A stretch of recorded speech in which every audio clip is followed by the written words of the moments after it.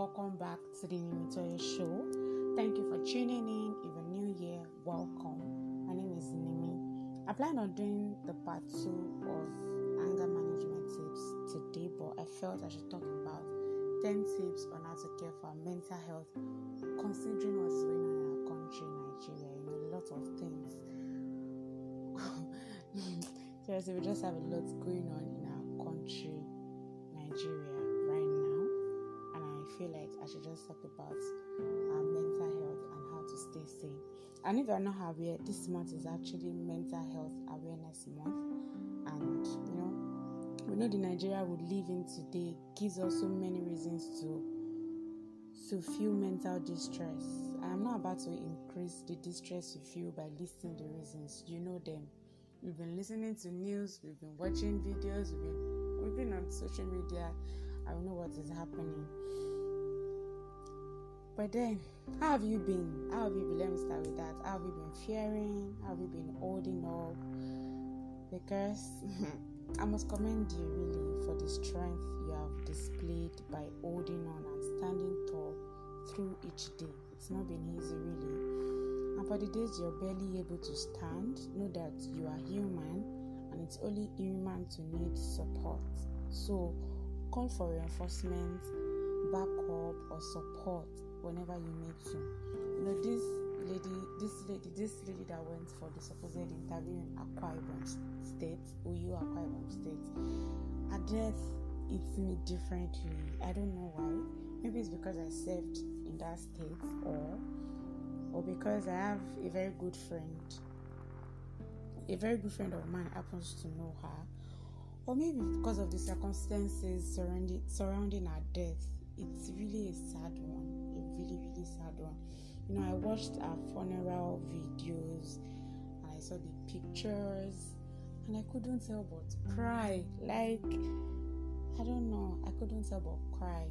And the questions the journalists were asking, or the questions they asked the suspected murderer while he was seated pretty on a chair.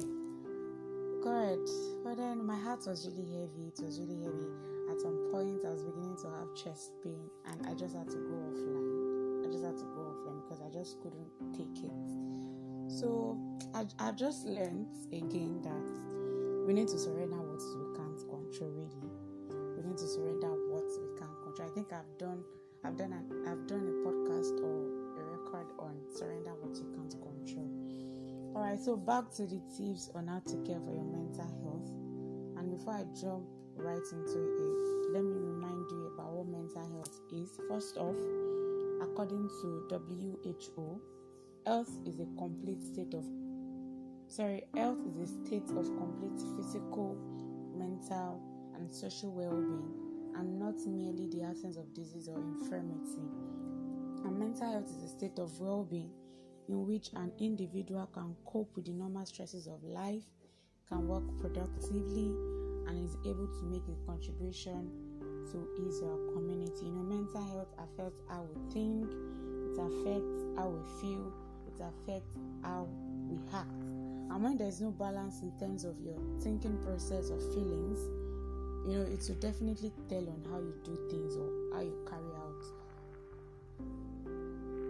How you do things, let me just put it that way.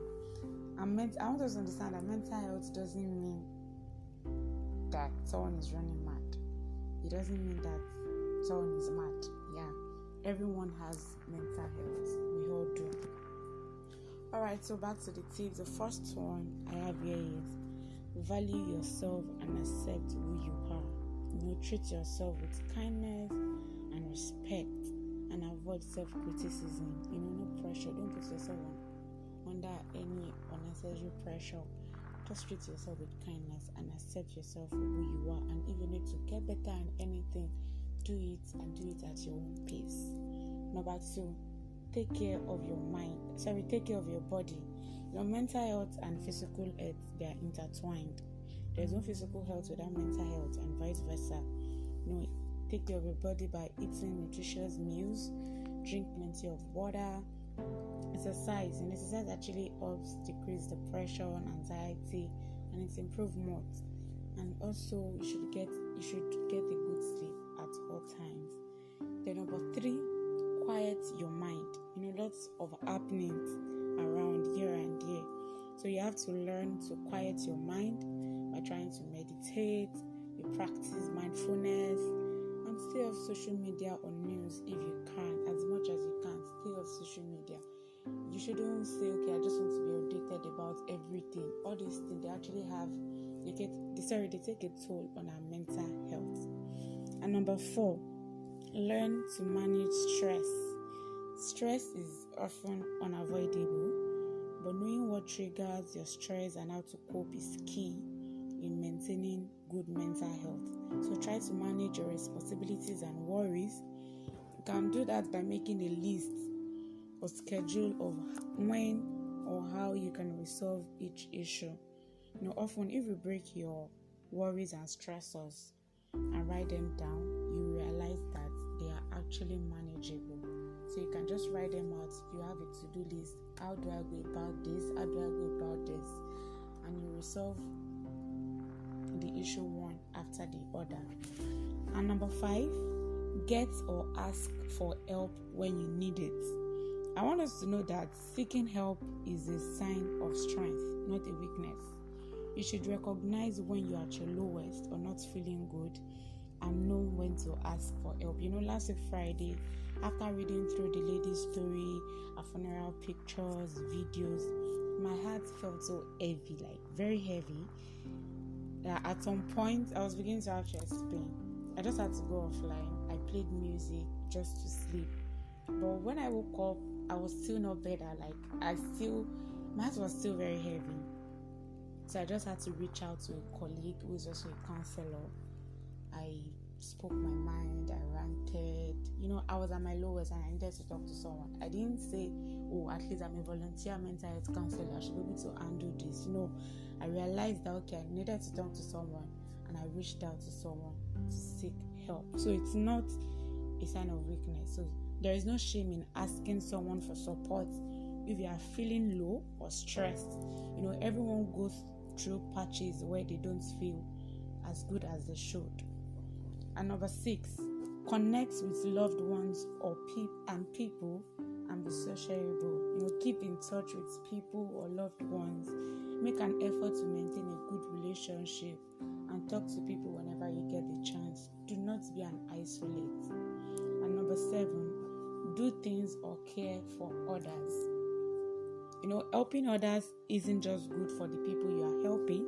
It is good for you too. Helping someone can help with your self-esteem. It can make you feel good about your place in the world.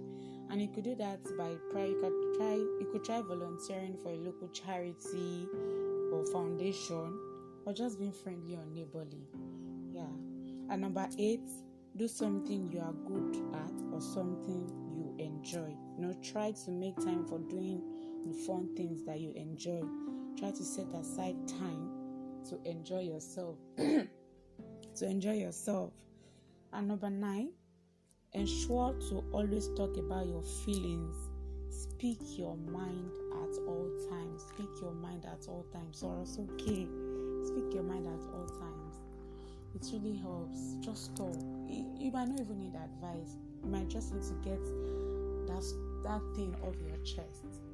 And lastly, pause and take breaks when needed. Do not be a workaholic. Fine, I want to say I need to work, I need to make money, and it's understandable. There's a saying that it's someone who is alive that can actually make money, that can actually work. So you have to recognize when you can't continue and take a break to rest and recharge. Because you even have to be in your best state of mind to work or to work productively. So recognize when you need break and then take breaks to rest. Just take a break to rest and recharge.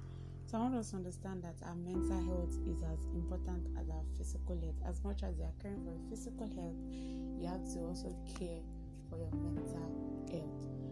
I know that it's not been easy. The country has just been, going on and off and all of those things. But then, what can we do? We just have to stay sane and just keep our